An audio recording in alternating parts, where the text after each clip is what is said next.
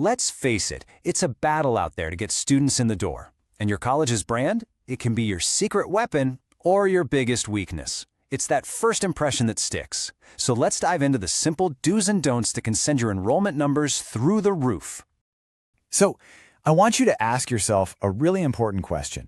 Is your college's brand a magnet, pulling in the exact students you're looking for, or is it kind of pushing them away before they even get a chance to see how great you are? Seriously, the answer to that, it's everything. And when we say branding, we're not just talking about your logo. Nope. We're talking about the whole vibe. It's the entire experience, what a student sees and feels from your colors, to your website, to your social media. It's the story you're telling without even saying a word. Which brings me to the #1 rule. If you take just one thing away today, let it be this: be consistent. The absolute biggest mistake you can make is changing your look all the time. Think about it. Our brains are wired to trust what we recognize. Consistency builds that trust. Constant change? That just creates confusion and makes you seem, well, a little flaky. Let me show you what this looks like in the real world. So there was this one college, right? They picked a look and they stuck with it for a decade. And you know what happened?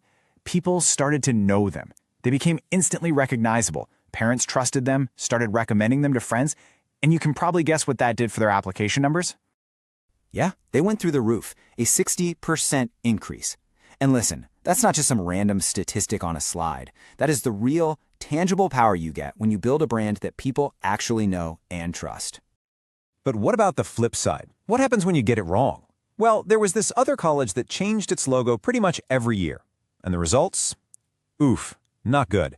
Their admission numbers just plummeted.